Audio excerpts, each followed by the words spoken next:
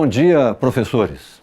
Apresento-me, eu sou João Batista dos Mares Guia, sociólogo, fui secretário municipal de Educação de Contagem, fui secretário de Estado de Educação de Minas Gerais e desde 1999 até essa data, já se passaram, portanto, quase 20 anos, eu sou consultor em educação e em planejamento de políticas públicas educacionais. O meu vínculo sempre foi com a educação básica e o meu trabalho, seja como gestor, secretário na área pública, seja como consultor, sempre foi dedicado à educação básica pública. Eu trabalhei já em mais de uma centena de municípios no Brasil. Atualmente eu sou consultor da Secretaria Municipal de Educação de Montes Claros, dentre outros municípios também em Minas Gerais, mas trabalhei em diferentes estados brasileiros. Prestei também serviço de consultoria a várias secretarias de Estado de Educação, como Rondônia, Ceará, Pernambuco, Bahia, Espírito Santo e Goiás, como também pude prestar consultorias internacionais. No presente momento, estou em tratativas para firmar um contrato de consultoria com Moçambique na África, para criar um programa muito semelhante àquele que eu acabei de coordenar e finalizei aqui em Montes Claros, chamado Pró-Escola, destinado à formação continuada de diretores escolares e de pedagogos de escolas, para lá naquele país africano, que saiu de uma guerra civil prolongadíssima, muito sofrida, uma geração de professores, de pedagogos e de diretores de escolas públicas de educação básica. Portanto, é uma experiência interessante que eu quero agora compartilhar com vocês, professores, meus colegas da Rede Municipal de Educação Básica de Montes Claros. Durante os 3 anos passados, eu trabalhei aqui na Rede Municipal de Montes Claros, fazendo a formação continuada de diretores e de pedagogos, num programa que teve o nome de Pró-Escola, mas o foco, o público-alvo, eram os diretores e os pedagogos. Esse trabalho foi concluído no final do ano passado e o produto final foi o chamado Projeto Político-Pedagógico de Escola, que todas as escolas elaboraram e elaboraram bem. Nem todas o fizeram com o protagonismo e a participação desejável de todos os professores. Em alguns casos, nessa primeira etapa, o projeto pedagógico foi elaborado mais pela equipe gestora, sob o compromisso de, em seguida, compartilhar e aperfeiçoar mediante a participação dos professores da escola, mas em muitos outros casos houve uma participação significativa de professores. Nesse momento, então, nós vamos dedicar o nosso trabalho a uma interação ainda indireta através dessas videoaulas, mas no momento seguinte diretamente com vocês, professores das 38 escolas de ensino fundamental da Rede Municipal de Educação Básica de Montes Claros. O programa tem o mesmo nome, é o Pró-Escola. O propósito é a formação continuada, uma contribuição à formação continuada, conversando com aquelas ACs ou horas atividades que vocês semanalmente praticam em suas escolas e ajudando-as mediante a apresentação de 4 videoaulas, que eu vou comentar brevemente antes de iniciar a primeira, culminando essa sequência de videoaulas com a 5ª videoaula, que será diferente. A 5ª videoaula deverá ser em estúdio, com a presença de 2 professores de cada escola, portanto serão aproximadamente 76 professores, aos quais nós solicitaremos, escolhidos na própria escola, que apresentem as perguntas, os questionamentos, os comentários, as ansiedades, as inquietações dos seus colegas professores por escola e, independentemente do tempo que isso demandar, nós procuraremos responder a cada uma das perguntas, dos questionamentos, das inquietações, dos comentários, das colaborações que vocês apresentarem. Todas essas 5 sessões, 4 videoaulas e uma videoaula gravada na forma de debate com a participação de professores, como eu havia indicado, estarão disponíveis no site Educamoc da Secretaria Municipal de Educação de Montes Claros, provavelmente através de um link no YouTube, para que cada professor, inclusive de outras redes de ensino, possa acessar esse material e utilizá-lo do modo mais adequado possível. Se vocês me permitem uma recomendação, penso que seria muito útil vocês usarem essas videoaulas como material para estudo, reflexão, debate e também tirarem suas próprias conclusões, utilizando os espaços regulares organizados das horas de atividade ou das atividades complementares que vocês já praticam semanalmente em suas escolas. Pois bem, os assuntos que vamos tratar são: essa primeira videoaula é o assunto chamado Fundamento, o conceito de escola organizada como ambiente de aprendizagem. O que diz a literatura a respeito, o que está estabelecido, o que está consagrado, o que significa uma escola organizada como ambiente de aprendizagem. A segunda videoaula diz respeito à apresentação sintética, porém sistemática, rigorosa, coerente, consequente, de algumas pesquisas, uma delas feita no Brasil, outras feitas no exterior, sobre como é que a escola é fundamental, independentemente do contexto sociodemográfico, econômico, cultural, familiar, que muitas vezes em situação de país tão desigual como o nosso, isso compromete às vezes de modo severo as oportunidades de aprendizagem de um aluno na escola, mas a despeito do contexto socioeconômico e demográfico, a escola, quando é bem organizada, quando é bem dirigida, quando se constitui como um ambiente de aprendizagem e obtém o comprometimento dos seus professores, ela pode e ela faz a diferença e todos os seus alunos aprendem, independentemente da sua situação familiar e do contexto socioeconômico, demográfico, de desigualdades no qual vive. São resultados de pesquisas rigorosas, sérias, validadas no debate acadêmico nacional e internacional, que eu desejo compartilhar com vocês como um elemento auxiliar para a sua reflexão, visando a organização da sua escola e da sua sala de aula como ambientes de aprendizagem, associado naturalmente àquilo que você já tão bem sabe e tão bem faz na sua escola e na sua sala de aula. A terceira pesquisa já é na linha, a terceira videoaula na linha, pode-se dizer, aplicativa.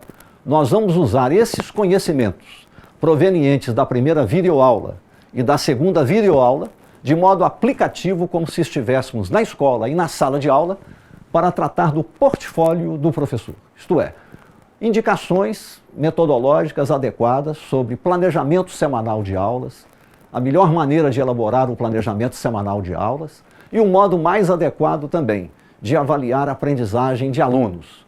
Portanto, nós estaremos o tempo inteiro trabalhando com o conceito de aprendizagem.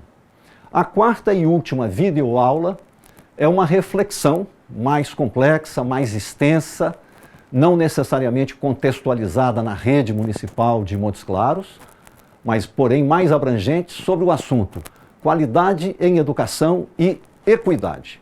Quando então nós faríamos projeções a partir da nossa realidade atual, das conquistas já estabelecidas na rede municipal de educação de Montes Claros, também refletindo sobre os nossos problemas ainda não superados, os desafios que ainda olham para nós à espera de soluções, para que, com uma visão de futuro, com a perspectiva de termos uma rede portadora de futuro, nós consolidarmos uma cultura de qualidade em um contexto de equidade, isto é, de inclusão de todos os alunos que na escola aprendem e satisfazem as necessidades básicas de aprendizagem, pelo menos.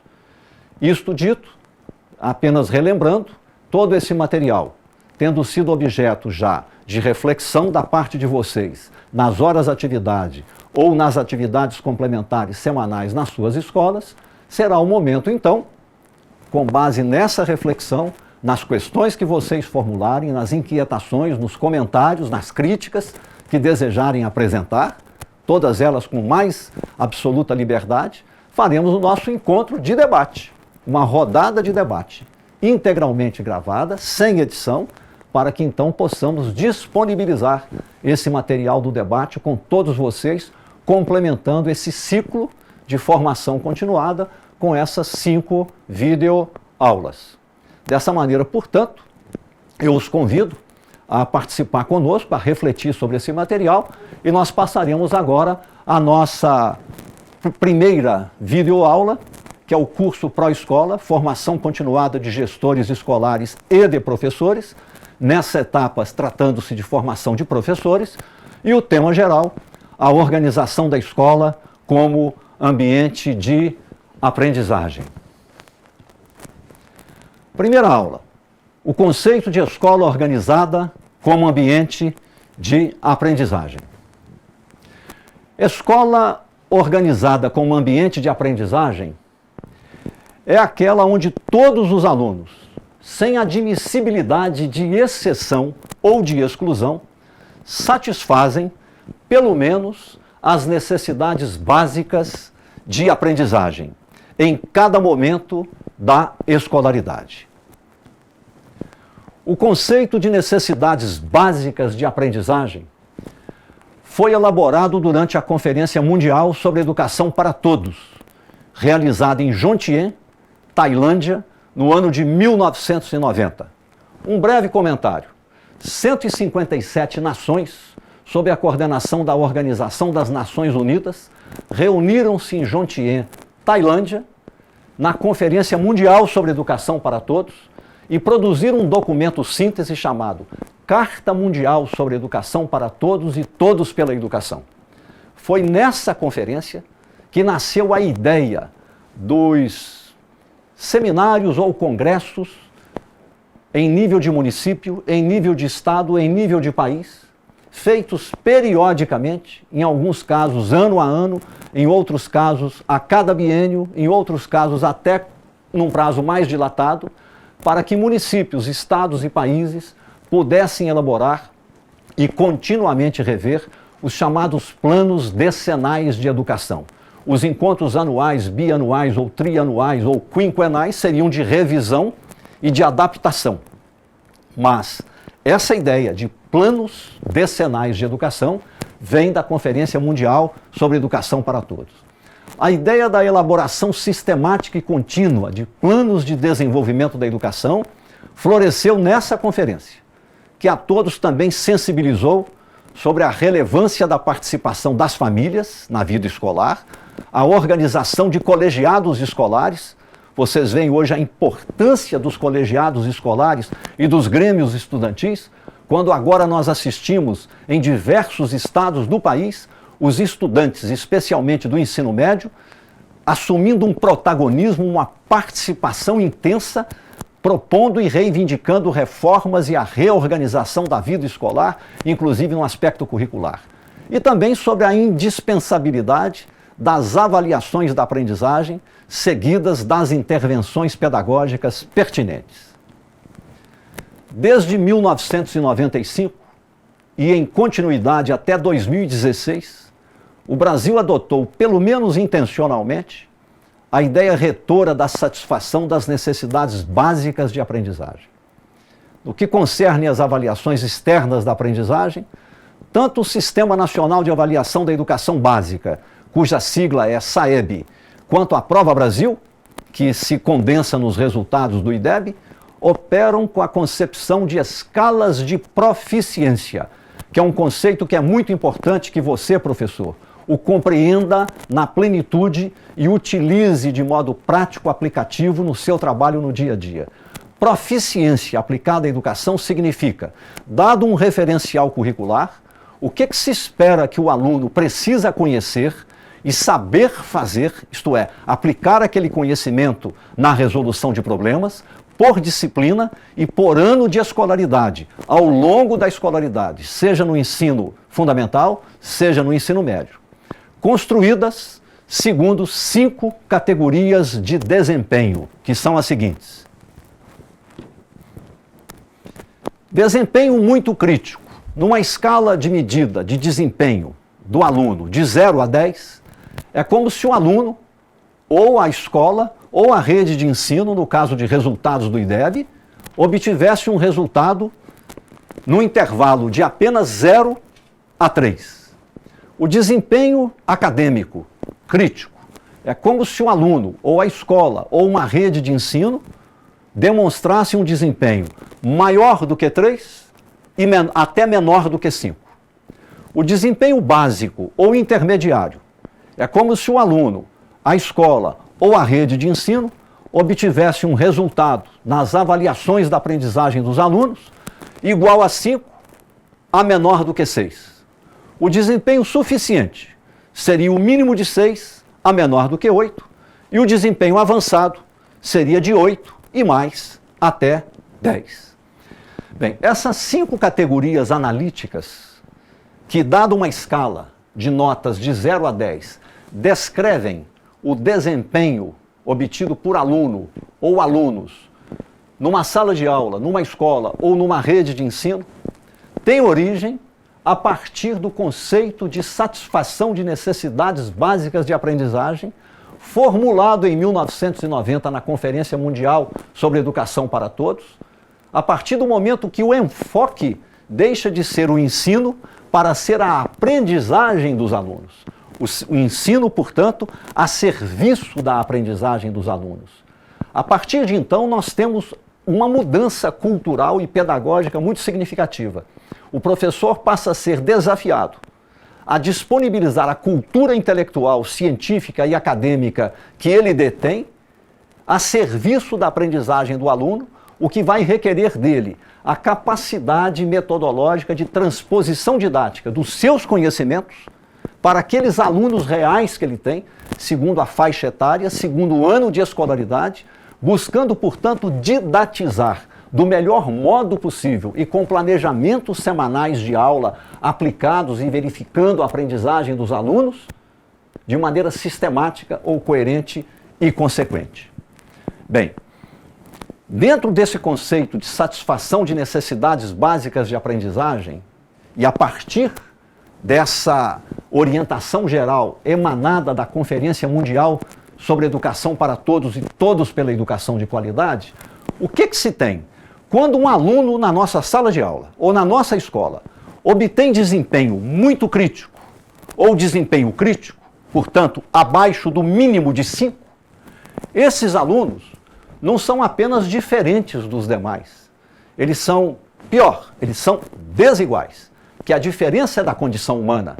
É saudável, é ótima e nós temos que aclamá-la. É uma graça, é uma bênção. A diferença de gênero, de idade, de cor, de preferências no campo da sexualidade, de preferências no campo político, ideológico, filosófico, estético, cultural. Que bom! Viva a pluralidade! Viva a diversidade!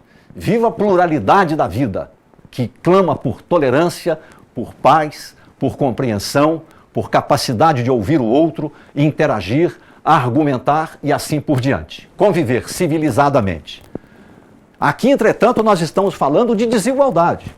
Alunos com desempenho muito crítico ou com desempenho crítico é como se eles estivessem à margem das chances, das oportunidades de aprendizagem e, portanto, de inserção social e de autoformação para inserir-se na vida como cidadãos, capazes de, pela cultura acadêmica adquirida e um conjunto de outras habilidades formadas, conhecer opções e saber fazer escolhas e realizá-las com um senso de responsabilidade individual e de responsabilidade social e coletiva, e preferencialmente de modo solidário, civilizado, cooperativo, não é?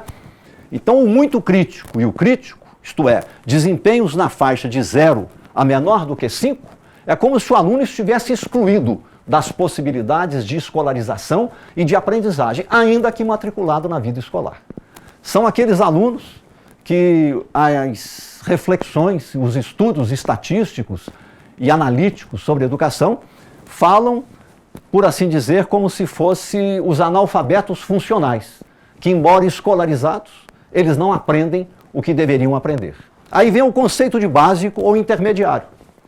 Um aluno que ultrapassa a situação de muito crítico e crítico e alcança pelo menos o patamar básico ou intermediário, ainda que não esteja no desempenho suficiente desejado, ele, entretanto, na situação básica ou intermediária, pelo menos ele terá alcançado a satisfação de um conjunto de competências e de habilidades em linguagem, pensamento lógico, matemático e outras dimensões da aprendizagem que lhe possibilitam prosseguir na escolaridade, vencendo as etapas, porém ainda demandando um tipo de acompanhamento pedagógico e de apoio diferenciado.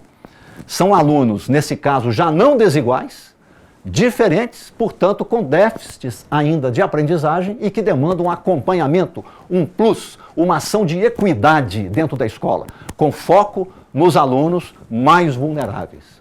Um aluno que sai da condição crítica e chega à condição básica ou intermediária, ele demonstrou aptidão, capacidades para se superar uma vez mais e chegar ao patamar suficiente, que não é um grande desafio, é quando ele deixa o intervalo de 5 a menor do que 6 e entra no intervalo 6 a menor do que 8. E ele pode gradualmente ir crescendo dentro dessa dimensão suficiente. E os alunos avançados são aqueles que superam a situação suficiente e obtêm médias regularmente do mínimo de 8 e mais. Alguém me perguntaria, mas a situação avançada no Brasil de hoje não seria uma utopia? Entendamos o que queremos dizer como utopia. Frequentemente uma utopia é algo impossível. Reflita você mesmo. Quantas coisas impossíveis nós humanos conseguimos com determinação, com coragem, com visão e com esperança. Conseguimos. Vou dar um exemplo. Hoje, Brasil, 2016, o município brasileiro que apresenta o maior IDEB, Índice de Desenvolvimento da Educação Básica no Brasil, num patamar em torno de 8, sendo que há escolas que já alcançaram o IDEB 9, é o município de Sobral, no interior do estado do Ceará, no Nordeste. Não é a capital São Paulo, o município de Sobral, que é um município, por exemplo, do ponto de vista sociodemográfico e econômico, mais pobre do que Montes Claros.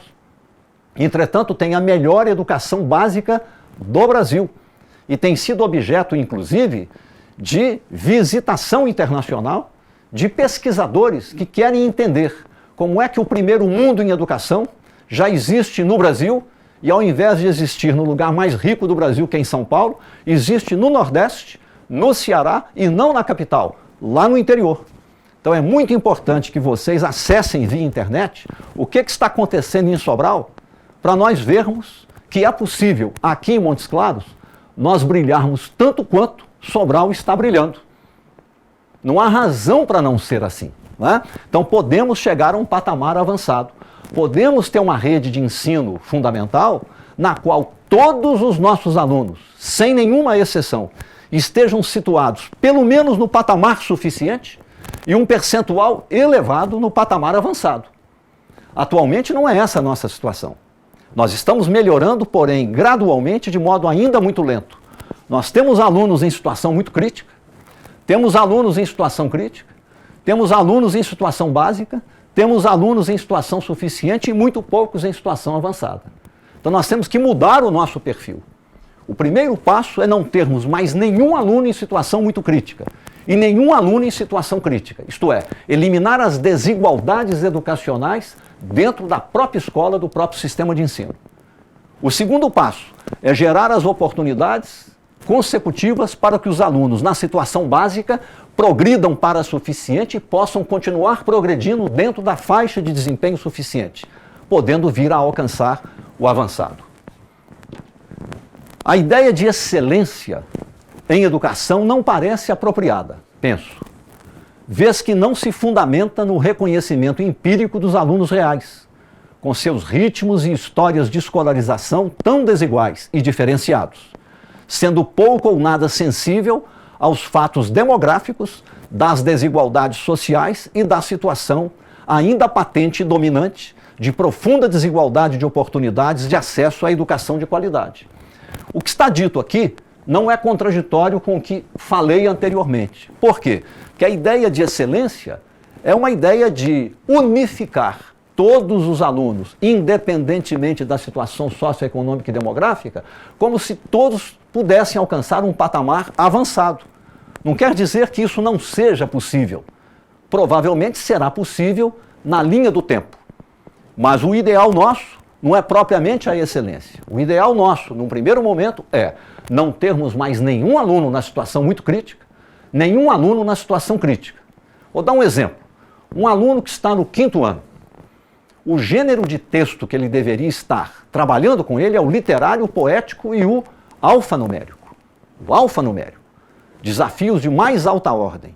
Entretanto, quando nós observamos os nossos resultados, chegamos à conclusão que o gênero de texto ao qual o nosso aluno do 5º ano, não são todos, não estou generalizando, está mais habituado, é um gênero de texto que é muito próprio para um aluno do 3º ano, com 8 anos de idade. O narrativo descritivo, a fábula simples, palavras simples, frases simples, de menor complexidade, com menos uso de figuras de linguagem. Então é como se nós estivéssemos, em alguma medida, subestimando as capacidades dos alunos. A mesma coisa ocorre na área da matemática no 5º ano, quando o aluno já deveria estudar geometria, avançar no estudo da álgebra, já dominar, por exemplo, o cálculo de juros, a regra de 3 e assim por diante. Entretanto, ele ainda está trabalhando com as operações aritméticas fundamentais e ainda brigando um pouco com a divisão e com a multiplicação, que deveriam ser etapas vencidas no 3º ano. Ou dando um exemplo ainda mais dramático. Infelizmente, o próprio Ministério da Educação, numa subestimação geral das capacidades das escolas, dos professores e dos alunos, propôs que a idade certa até a qual os alunos devem ser alfabetizados é aos 8 anos de idade. Quando hoje se sabe que muitas crianças saem do 2º período da educação infantil, aos 5 anos de idade, alfabetizadas. E que a maioria das crianças pode se alfabetizar aos 6 anos no 1º ano. Então a idade certa para a alfabetização, na verdade, é aos 6 anos de idade, quando muito aos 7 anos de idade. Essa confusão tem feito com que muitos colegas nossos e também professoras alfabetizadoras entendam que o 1º ano é como se fora um prosseguimento da educação infantil distante do propósito da alfabetização e vão transferindo para o ano seguinte, para a professora sucessiva, a atribuição de propriamente alfabetizar a criança, com o que ela acaba chegando aos 8 anos, no 3º ano, ainda não alfabetizada, o que é uma enorme defasagem. Em Sobral, por exemplo, no Ceará, as crianças são alfabetizadas aos 6 anos de idade no 1º ano. E quem são essas crianças?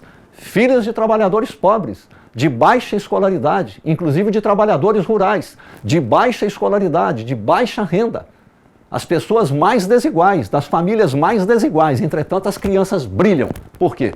Porque a escola soube fazer a diferença. Entretanto, o conceito de escolas organizadas como ambientes de aprendizagem funda-se na convicção e no reconhecimento empírico, segundo o qual, apesar dos contextos sociais adversos, de desigualdade e de ausência de referenciais familiares, a escola pode fazer e faz a diferença. Assim, os alunos mais desiguais satisfazem, pelo menos, as suas necessidades básicas de aprendizagem. Passam do estado de aprendizagem crítico a básico e, na sequência, podem alcançar novos progressos, como havíamos dito.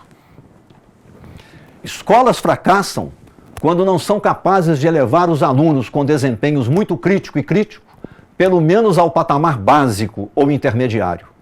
Essa última categoria analítica descreve os alunos que, embora com defasagens de aprendizagem, adquiriram o domínio das habilidades básicas para prosseguir na escolaridade, porquanto demandando, como eu havia dito, da escola uma atenção preferencial ou diferenciada. Deixam de ser desiguais, tornam-se apenas diferentes. Isso aplicado ao ensino fundamental em Montes Claros, significa reconhecer que, até 2013, a rede municipal encontrava-se em um patamar de desempenho intermediário nos anos iniciais, quando o IDEB era igual a 5,4, e ainda crítico nos anos finais, quando o IDEB era igual a 4,3. Nossas metas mínimas de progressão, respectivamente de 6 para os anos iniciais e de 5 para os anos finais, estimadas para serem alcançadas no IDEB de 2015, que proximamente deverá ser informado pelo Ministério da Educação, significam, respectivamente, apenas a superação das situações básica no caso dos anos iniciais e crítica no caso dos anos finais. Uma vez alcançadas as metas, propostas para 2015, nos anos iniciais, dar-se-á início à progressão no intervalo da situação analiticamente descrita como suficiente, isto é, pelo menos o patamar 6. Com isso eu quero dizer o seguinte, mesmo que tenhamos alcançado em 2015, a ver proximamente quando o MEC informar os resultados, o IDEB 6 ou 6,1 ou 6,2 nos nossos anos iniciais, e é altamente provável que venhamos a dar este passo, isto merece comemoração? É claro. É uma vitória parcial? É claro. Mas entendamos, uma média de IDEB igual a 6 significa que nós temos alunos avançados com médias 8, 8,5, 9, 9,5, até mais, mas que temos muitos alunos na posição equivalente à da média, em torno de 6, mas que também temos alunos, já que se trata de uma média, abaixo de 6. Portanto, uma média 6, ela é razoável por comparação com 5,4 que tínhamos em 2013, mas ainda é uma média, por assim dizer, baixa. Nós temos que nos propor consecutivamente novos desafios e oferecer as condições para que todos possamos realizar os nossos desafios. Eu diria com isso, então, que nós poderíamos chegar à conclusão de que estamos consolidando em nossa sala de aula, em nossa escola, em nossa rede municipal, uma cultura de organização das escolas e das salas de aula como ambientes de aprendizagem, quando, nos anos iniciais, nós alcançarmos o IDEB 7 e continuarmos crescendo, ainda que lentamente, e nos anos finais, nós alcançarmos pelo menos o IDEB 6 a 6,5 e daí em diante continuarmos crescendo. Lembrem-se sempre do magistral exemplo de Sobral. Estamos nos empenhando para fazer da escola que temos uma escola portadora de futuro, entendendo que a perspectiva de futuro não é uma espera esperançosa, é uma esperança que nasce da ação concreta que já estamos realizando. A esperança que precede a ação é vã. A esperança casada com a ação e que ela mesma se promete superar a situação atual, porque está casada com a ação, é uma esperança que nós seremos juntos capazes de construir. Aí sim, com tenacidade, com coragem, com visão de futuro. Então, uma escola portadora de futuro é uma escola organizada como um ambiente de aprendizagem. A partir dos resultados do IDEB, estimados para o ano de 2015, que acabamos de ver, nossas metas para o futuro próximo, considerados os anos 2017, 2019, 2021, que são os anos ímpares, quando ocorrem as avaliações nacionais feitas pelo Ministério da Educação via Prova Brasil e IDEB, nossas metas estimadas são 2017, para os anos iniciais, IDEB 7, para os anos finais, IDEB 6. 2019, para os anos iniciais, de 7,2 a 7,4, para os anos finais, 6,5. 2021, para os anos iniciais, de 7,5 a 7,7, para os anos finais, de 6,8 a 7. Quando nós alcançarmos resultados dessa ordem, é porque nós teremos gradualmente consolidado em nossa rede, em cada escola, em cada sala de aula, essa cultura de organização do ambiente educacional como ambiente de aprendizagem. E aí prosseguiremos avançando ao longo do tempo. Além do compromisso com a equidade. O que é equidade? Que é um conceito muito utilizado pela Organização das Nações Unidas, muito utilizado na vida democrática e civilizada e que aponta para a ampliação da igualdade, redução das desigualdades e a igualdade de oportunidades. Os mais desiguais satisfazem as suas necessidades básicas de aprendizagem como mínimo e continuam progredindo. Então, além do compromisso com a equidade, escolas organizadas como ambientes de aprendizagem apresentam as seguintes características. 1. Diretores são selecionados segundo as capacidades e a liderança. Participam de formação continuada e se legitimam na liderança das escolas devido às suas capacidades, exemplo e boa executoriedade. Nesse sentido, em Montes Claros, nós estamos tipicamente vencendo um ciclo, no qual ainda não organizamos a gestão escolar segundo essa ideia aqui apresentada. Mas essa é a perspectiva republicana, democrática, participativa e que assegura, antes de tudo, os direitos subjetivos dos alunos a uma boa aprendizagem. Deveremos, o mais rapidamente possível, com a colaboração de todos vocês, caminhar nessa direção. Na Secretaria Municipal de Educação, já estamos fazendo o desenho do modelo para apresentar depois ao debate e oportunamente transformar em lei municipal, de tal modo que profissionalizemos e possamos assegurar o melhor desempenho possível dos nossos gestores. Com o registro de que, é claro, somos gratos à cooperação dos atuais gestores, que mesmo tendo assumido em uma situação ainda de transição, vem demonstrando espírito público e dedicação, alguns deles inclusive com desempenhos excepcionalmente altos, razão por que imaginamos que num futuro próximo, quando tivermos um processo de seleção meritocrática dos diretores na linha da profissionalização pelo mérito, portanto despolitizando o processo, tirando quaisquer formas de indicação de ordem subjetiva ou pessoal, para realmente transformar num padrão universalizado, transparente, republicano e profissional de escolha de gestores, penso que todos os nossos atuais gestores alcançaram patamares de formação e de qualificação que os qualificam para participar desses processos seletivos com elevada chance de êxito. 2. Professores são selecionados com rigor e são os melhores. Ou, não sendo isso possível, ou ainda possível, participam vinculatoriamente de programa de formação continuada. Os cursos promovidos pela Secretaria Municipal de Educação ou demandados por vocês a partir das escolas, e as horas de atividade ou atividades complementares de formação continuada que são essenciais. E dispõe de oportunidades para cursar e concluir o mestrado. Quando falamos de mestrado aqui, não é uma bondade da Secretaria.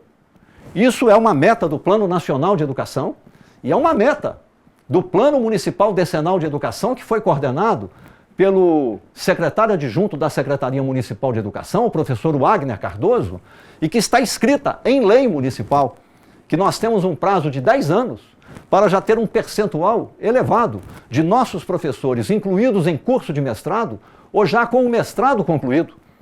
Em todos os países que apresentam sucessivamente altos desempenhos, os países de melhor nível de educação, além das escolas funcionarem em tempo integral, quase 100% dos professores dispuseram de oportunidade e aproveitaram bem para fazer um mestrado aplicado à educação.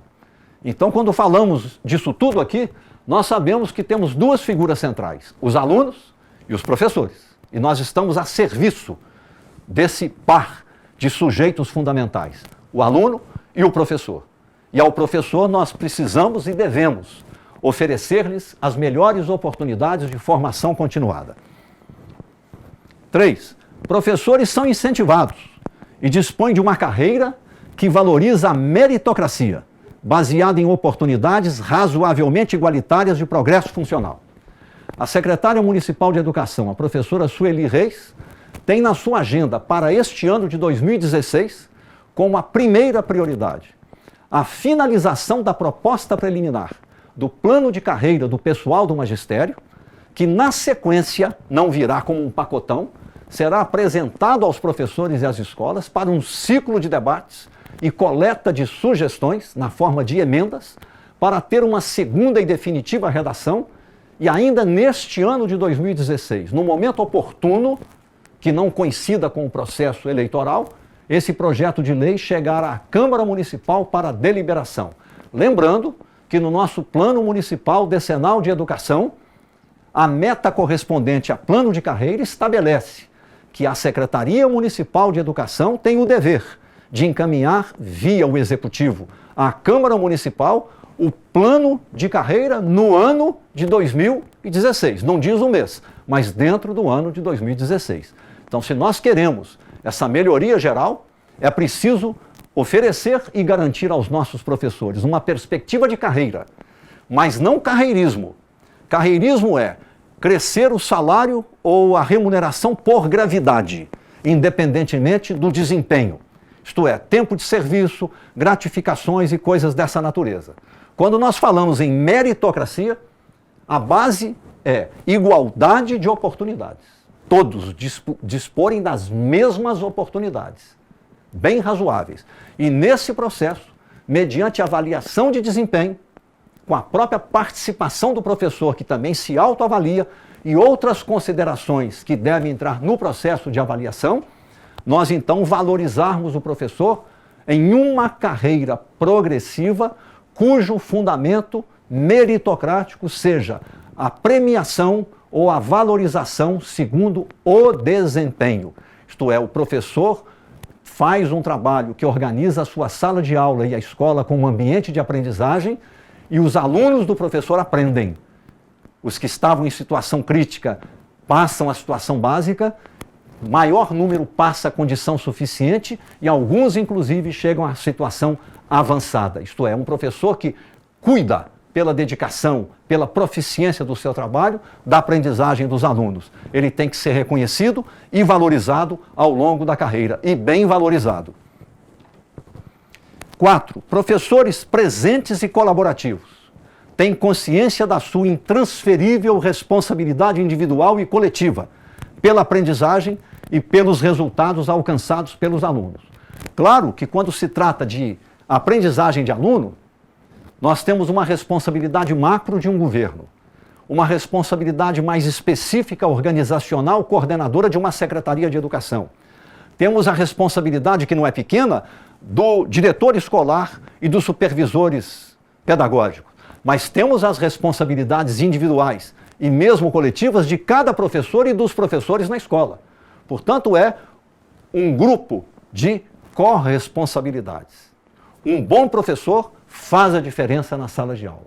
Um professor comprometido, um professor que domina a norma culta do currículo, um professor que planeja e executa o planejamento, que observa os impactos das suas aulas na aprendizagem dos alunos, que observa a aprendizagem dos alunos em tempo real, que sabe fazer a intervenção pedagógica para não deixar um aluno mais vulnerável ficar para trás. É claro que isso faz a diferença.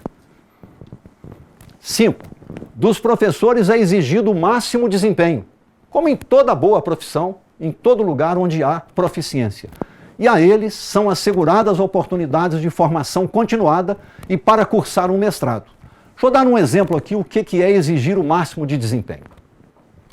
No ano de 2014, mais especificamente em 2015, a Secretaria Municipal de Educação introduziu, na linha do que vinha sendo feito no Ceará e na Secretaria de Estado de Educação de Minas Gerais, no Programa Nacional de Alfabetização na Idade Certa, o chamado PNAEC, as fichas de acompanhamento da aprendizagem dos alunos, nos anos iniciais. Há uma ficha de acompanhamento muito bem elaborada para leitura, outra para escrita, outra para produção textual e outra para aprendizagem matemática. Neste ano de 2016, colegas nossos, analistas de currículo e de educação, elaboraram fichas análogas em matemática e em linguagem para os anos finais.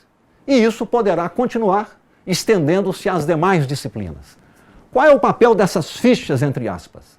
Elas contêm uma síntese do currículo que se espera que naquele ano os alunos dominem em linguagem, em escrita, em produção textual e em pensamento e conhecimento lógico-matemático. É isso. Isso pode ser feito para as demais disciplinas. Entretanto, o que aconteceu na nossa rede aqui em 2015? A despeito das fichas estarem disponíveis e de todas as professoras do 1º ao 5º ano terem aprendido a trabalhar com as fichas durante o curso que fizeram do PNAEC, na prática o que houve? Professoras não aplicaram as fichas ao final de cada semana para observar e registrar a aprendizagem real do aluno ao final daquela semana e então fazer a intervenção pedagógica para que os alunos continuem progredindo na escolaridade e ninguém fique para trás. As fichas passaram a ser aplicadas ao final do bimestre pelas supervisoras e supervisores pedagógicos, o que é um equívoco. Essa ficha precisa ser aplicada pelo professor toda sexta-feira. As fichas de cada professor sistematizadas numa planilha única de estudos comparados pelo supervisor na segunda-feira, para que juntos façam a intervenção e não deixem um aluno ficar para trás. Se um aluno nesta semana está silábico alfabético, ele pode estar na próxima semana alfabético. Se isso tem sido alcançado em outras turmas e alguns alunos da minha turma, por que os alunos que não alcançaram não podem, estimulados, bem orientados, ainda que demore um pouquinho mais, alcançar também esse patamar? Nós só poderemos fazer isso se houver o acompanhamento, o chamado monitoramento, a sistematização dos registros. Isso não é trabalho a mais, isso é uma forma científica de trabalhar. É o trabalho que se espera de todo professor. Registrar, observar o estado real de aprendizagem do aluno a cada momento da escolaridade. E o momento da escolaridade não é um bimestral, o momento da escolaridade é todo dia e toda semana. Então os registros precisam ser feitos. Na ausência disso, de vez em quando nós somos surpreendidos com uma informação, mas o aluno chegou ao 4º ano e não tem um domínio da leitura, não lê com fluência, lê somente texto narrativo descritivo simples, palavra por palavra, e não compreende o sentido da frase, precisamente pela ausência desse tipo de monitoramento. 6. As escolas têm foco no aluno e enfoque na aprendizagem. A escola gravita ao redor do aluno e da sala de aula, está a serviço do aluno e da aprendizagem do aluno. Assim como a secretaria tem que estar a serviço da escola, para que a escola possa ter o foco no aluno e na aprendizagem. Secretaria não tem que estar a serviço dela própria, tem que estar a serviço da escola, e a escola a serviço da sala de aula, e na sala de aula o trabalho a serviço do aluno, garantindo-lhe o direito à aprendizagem. 7. As escolas têm metas de progresso para todos os alunos e cumprem metas semanais de leitura, de escrita e de cálculo e de resolução de problemas. Imagine uma escola que não é de leitores, que ela não tem meta de leitura. Quando ela tem meta de leitura, crianças e adolescentes leem toda semana. Crianças leem um livrinho de literatura infantil por semana. Já tem um hábito que vem da educação infantil. Temos que consolidá-lo e continuá-lo como hábito que vira gosto pelo estudo. Aluno que toma gosto adquire autonomia moral e intelectual. É um aluno avançado. Agora, para isso, tem que ter o hábito formado sistematicamente e com prazer. O aluno pré-adolescente e adolescente dos anos finais deveria ler um livro de literatura por quinzena. Portanto, ele completar o ano tendo lido em 10 meses letivos, 2 livros por mês, pelo menos 20 livros. Pelo menos 20 livros. Como acontece na escola europeia, como acontece na escola americana, como acontece na escola chilena, como acontece na escola cubana, como já acontece em algumas escolas no Brasil, como acontece em Sobral, no Ceará. Então a escola tem que ter meta de leitura, meta de escrita para ser cumprida. Por exemplo, todo aluno dos anos finais deveria produzir em sala de aula, seja na aula de matemática, de geografia, de ciências, de língua portuguesa ou de inglês, de 2 a 3 redações por semana dentro da sala de aula. Correção, ele troca com o colega. Acentuação, pontuação, concordância verbal, concordância nominal e um comentário sobre o enredo do texto. Experimentem isso, depois de 2 meses vocês vão ver o progresso dos seus alunos como escritores, como leitores. Aluno gosta de altos desafios. Altos desafios. Quanto mais desafiado intelectualmente, mais interessado, mais admiração ele tem pelo seu professor, mais respeito ele tem pelo seu professor, mais gosto ele tem pela escola. Letra A. Os alunos são cada vez mais desafiados a trabalhar em equipe, investigar e adquirir autonomia para buscar informações, aprender, conhecer e aplicar conhecimentos. Todos os alunos, inclusive das famílias mais pobres, de alguma maneira estão conectados. Todos. Celular é de uso amplo, geral e irrestrito. A internet cada vez chega mais perto das pessoas mais pobres. O computador cada vez mais acessível. Todos sabem navegar, entrar na internet, entrar no YouTube, criar os seus códigos próprios através de figurinhas. É quase uma metalinguagem que expressa inclusive emoções, ou através do texto, com palavras escritas sem vogais. Seja como for, comunicam-se. Então podem perfeitamente, instigados, corretamente desafiados, usar essas destrezas tecnológicas a serviço da melhor aprendizagem. Mas o exemplo tem que vir da nossa parte. Letra B. A escola é uma escola de leitores e intérpretes, de escritores e de alunos e professores que utilizam bem a oralidade. A aula deve ser um espaço para o aluno brilhar. Faça o dever de casa todo dia.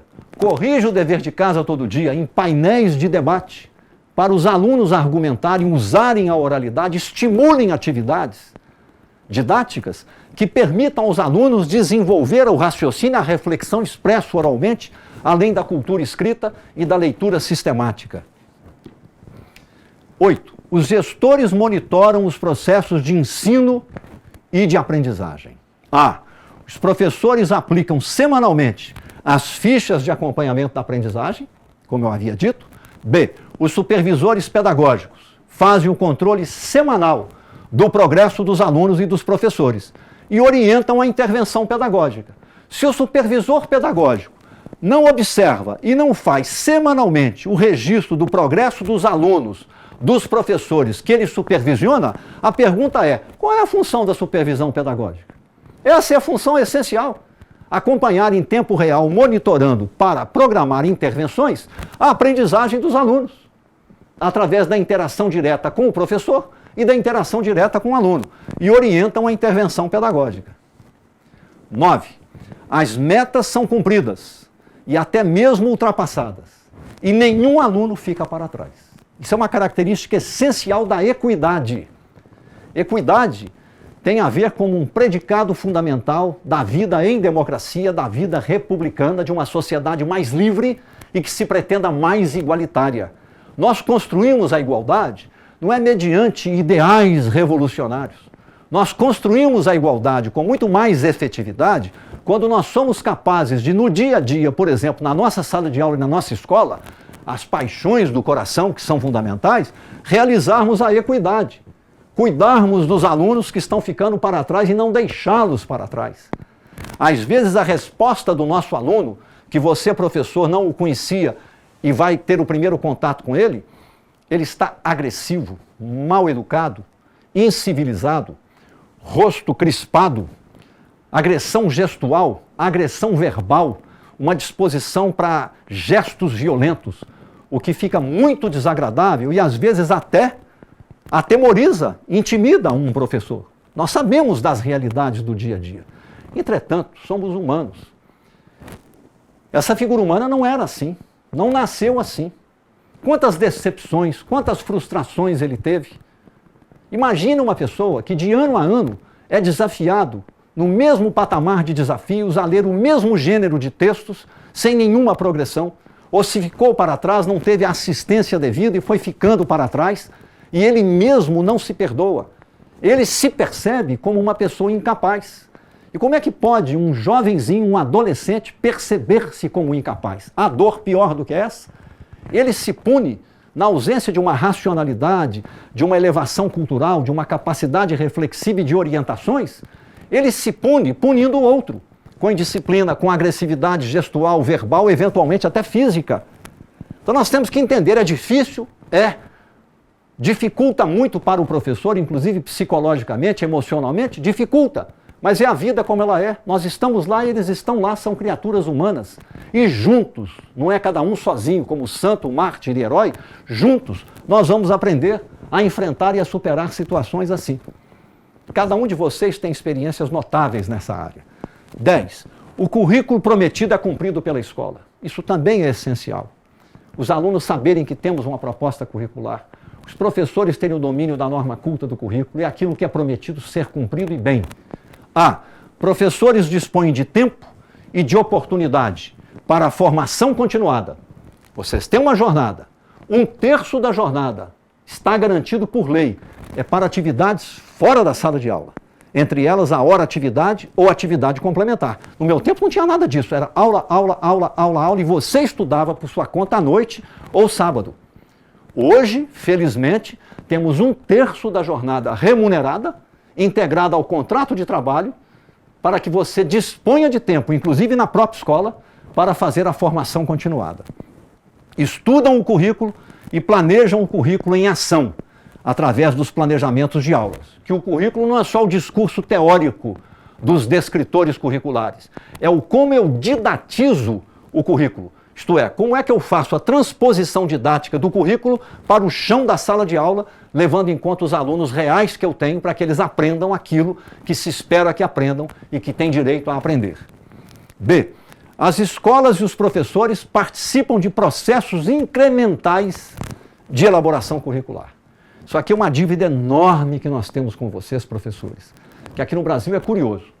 Vamos fazer uma revisão curricular, a Base Curricular Comum Nacional. Aí o Ministério da Educação contrata 10 grupos de consultores, eles elaboram a Base Curricular Comum Nacional, chega o Ministério da Educação e informa as escolas do Brasil, em fevereiro, que os professores disporão de um mês para, consultando a proposta na internet, emitirem suas opiniões, suas sugestões e suas propostas. Infelizmente, ainda trabalhamos a questão curricular dessa maneira. Só para vocês terem uma ideia. Há uma pesquisa notável, um estudo comparado, que eu farei menções a ele mais adiante, coordenado pela professora Paula Lousano, da Universidade de São Paulo, que mostra que na Austrália, que é um dos melhores países hoje em educação, e que fez a reforma curricular uma das mais bem-sucedidas, juntamente com o Canadá e outros países, os professores de todas as escolas do país debruçaram-se sobre a revisão curricular de língua inglesa e de matemática de 2008 a 2015. E daí em diante estão agora dedicando-se às demais disciplinas. Então, todos os professores, independentemente da área de conhecimento, se dedicam ao currículo de língua portuguesa e ao currículo de matemática. Depois, todos juntos, de ciências da natureza e as demais disciplinas. Aqui no Brasil, dispuseram para vocês um mês para ler todo o enunciado, a proposta da base curricular comum e vocês emitirem sugestões, opiniões e propostas no prazo de um mês, quando isso demanda anos. Tomara que nós aprendamos a ser, por assim dizer, mais prudentes, mais moderados e, ao mesmo tempo, mais determinados para produzirmos coisas mais efetivas no campo curricular. Não é consultor, não é universidade que produz currículo. Podem até sugerir ideias. Quem constrói currículo é professor na escola. Na escola. Que, afinal de contas, quem vai levar o currículo para dentro da sala de aula não é o consultor, não é a universidade. É o professor que está na escola de educação básica. É óbvio, mas não entendemos isso até hoje. Bem, B. As escolas e os professores participam de processos incrementais de elaboração curricular. É o que nós desejamos daqui para frente fazer. Trabalhar com gradualismo, de maneira concreta, esse nosso aperfeiçoamento curricular. 11. Alunos avançados são estimulados e cumprem programa de monitorias estudantis. Essa é uma das características muito fortes da escola organizada como ambiente de aprendizagem, que é o nosso assunto. E aqui nós estamos apresentando um conjunto de características estruturantes da escola organizada como ambiente de aprendizagem. Saber trabalhar com aluno avançado. O aluno avançado é tipicamente aquele aluno que tem potencialidades, conhecimento, capacidades para trabalhar como monitor. Assistem os alunos com dificuldades de aprendizagem e baixos rendimentos escolares. Relação de aluno com aluno, monitor com aluno monitorado por ele, não tem barreira linguística, não tem barreira emocional, não tem inibição social. E é uma maneira de você potencializar os conhecimentos dos alunos avançados. Dominam competências e habilidades de mais alta ordem. É como se você tivesse, por assim dizer, um segundo currículo, que os alunos avançados, que são avançados, demandam conhecimentos mais avançados, de mais alta ordem. E uma boa proposta curricular deve trabalhar com habilidades de mais alta ordem. 12, caminhando para finalizar, a escola inicia, incrementa e garante o tempo integral para os alunos mais vulneráveis e gradualmente o estende a todos. Justiça seja feita. Com todas as dificuldades operacionais, organizacionais e de logística, Montes Claros, com grande ousadia e inventividade, criou o programa da escola em tempo integral, ainda não é universal, hoje cobre e atende cerca de 7.800 alunos, não significa que todos eles estão frequentes todos os dias. Claro que o ideal é que o tempo integral pudesse ser oferecido no prédio, no próprio local onde está a escola, mas ainda não temos rede física e estrutura de recursos suficiente para isso. Isso virá com o tempo, razão pela qual usamos equipamentos que estão fora da escola e que implicam deslocamento utilizando ônibus. Mas seja como for, a ideia está lançada, é uma boa ideia na linha da equidade e cumpre dois propósitos. O primeiro é a equidade social, tirar o aluno da rua, no tempo que não é o tempo escolar, e oferecer a ele oportunidades múltiplas. Música, como está sendo oferecido, judô ou jiu-jitsu, jogos, interação social, esportes. Tudo isso é muito importante para a sociabilidade, para a civilidade, para a elevação das expectativas das pessoas. Mas como estamos trabalhando em escola, nós temos um segundo, por assim dizer, desafio nesse programa de tempo integral, que é a atenção preferencial aos alunos mais desiguais, aqueles de baixo rendimento escolar. Sendo que um bom número dos alunos de baixo rendimento escolar não estão participando, porque as famílias não foram ainda adequadamente sensibilizadas do próprio programa de tempo integral, criado com foco principalmente neles. Então temos essas contradições. Esses ajustes já estão sendo feitos, está sendo feita uma revisão para aperfeiçoar e melhorar e colocar também foco pedagógico nessa atividade do tempo integral, inclusive com a aplicação das fichas de acompanhamento também nos momentos do tempo integral. Mas lá na AVEVA não abrimos mão disso e sabemos que a exigência do Plano Nacional de Educação e do nosso Plano Municipal Decenal de Educação, todas as escolas em tempo integral ao longo de uma década. E a década começa agora. Você não tem que esperar passar 5 anos para depois começar. A década começa agora. Já temos que nos preparar. 13. Os professores trabalham em tempo integral na mesma escola e permanecem na mesma escola por período mínimo de 5 anos. Estabilidade de relações, coesão e formação de equipe. Uma das virtudes do tempo integral, além do tempo integral para o aluno, é oferecer aos bons professores o tempo integral do professor, preferencialmente na mesma escola. E ao lado disso, como mostram todas as pesquisas feitas dentro e fora do país, escolas que se organizam como ambientes de aprendizagem são escolas que estabeleceram equipes.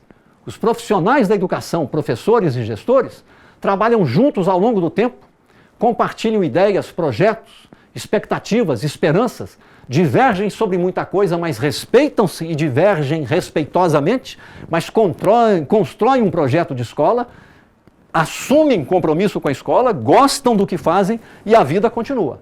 Se um professor a cada 2 anos ou a cada ano muda de escola, ele nunca participará de uma equipe e essa escola nunca obterá estabilidade de relações humanas, de ideias, de pensamentos, de projetos e de implementação.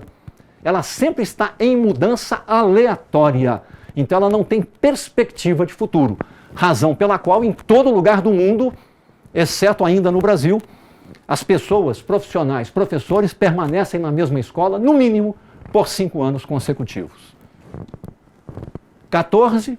Todos são avaliados e avaliam seus avaliadores. Se você é avaliado, você vai avaliar o seu avaliador também. E os alunos avaliam seus professores. Nós ainda não chegamos nesse patamar do aluno avaliar o professor. Mas vocês estão vendo que os tempos estão mudando e mudando para melhor, com essa atual mobilização da juventude escolar de ensino médio em vários estados brasileiros. Não entro no mérito se estão certos em tudo ou se há exageros aqui e ali, mas o fato muito importante é a mobilização, a participação cidadã dessa moçada, o que é muito bom para o país, para a nossa democracia, para a nossa república, à vista de tantos desafios, tantas decepções presentes, como temos nos deparado com elas quase que a cada dia. Então isso é muito bom. E uma das formas de protagonismo do aluno será, se ele é avaliado, ele também avaliar. Ele avaliar o professor, ele avaliar o supervisor pedagógico, ele avaliar o diretor, ele avaliar a escola, ele avaliar a secretária municipal de educação e a secretaria municipal de educação. Por que não? Por que não? Não é uma forma dele conhecer mais opções, saber tomar mais decisões, saber julgar e decidir? não é uma forma de crescimento moral, crescimento intelectual, crescimento humano pleno, por que privá-lo dessa possibilidade? Né? No caso, pelo menos, dos alunos dos anos finais. Letra A. Fortalece a intersubjetividade. Incrementa a confiança mútua e a cooperação ampla. B. Fortalece a consciência da própria responsabilidade com a realização de educação de qualidade para todos.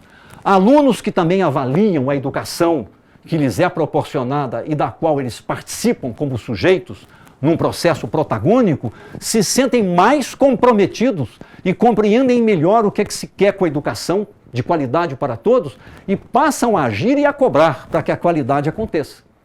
É o ponto crítico que eu observo nas atuais manifestações, mobilizações e ocupações de escolas feitas por estudantes no Brasil. Eles estão reivindicando infraestruturas, recursos, merenda, uma série de coisas muito interessantes e importantes, mas a questão da qualidade ainda não está à frente de tudo que deveria. É um processo, chegarão lá. C. Fortalece a ética da convicção, a motivação originária para a ação e a ética da responsabilidade, isto é, o seu próprio papel em consequência da sua participação no processo de melhoria da escola, a consequência da ação. Então a questão é, o problema é, qual é o problema? Se nós sabemos dessas coisas, qual é o problema? Evidências do problema fundamental da educação básica regular no Brasil hoje. Por que os alunos avaliados nos anos de terminalidade, o 5º e o 9º do fundamental e o 3º do médio, seja pelo SAEB, seja pela Prova Brasil, no país, reiteradamente, repetidamente, vem demonstrando desempenhos acadêmicos críticos. Nós não estamos melhorando. Ou, por outras palavras, por que não aprendem o que precisam aprender e saber fazer ao longo da escolaridade, segundo padrões de desempenho, o marco curricular, definidos por área e por ano? Esse problema é um problema recorrente, desde que as avaliações começaram a ser feitas. Há momentos que você melhora um pouco, há momentos que depois você regride, mas de um modo geral, traçando uma linha do tempo, nós estamos avançando muito pouco ou parados. E para terminar, temos aqui na tabela 1 os resultados comparados de Brasil, Minas Gerais e Montes Claros no IDEB. Nessa linha, que é dos anos iniciais, em 2005, Brasil 3,8, Minas 4,9, Montes Claros 4,3. Chegando em 2013, Brasil 5,2, Minas Gerais 6,2, Montes Claros 5,4. Avançamos, mas avançamos pouco. Não chegamos ainda, no caso de Brasil, a média 6, Minas Gerais chegou a 6,2, já teve mais do que isso no passado, no final do século passado, e nós não chegamos ainda a 6 aqui em Montes Claros, que é a meta para 2015. Nos anos finais, aqui nós estamos muito mal. Em 2005, Brasil 3,5, Minas 3,6, Montes Claros 3,9. Vamos a 2013, 8 anos depois, 4 avaliações bianuais após. Brasil 4,2, Minas 4,7, Montes Claros 4,3.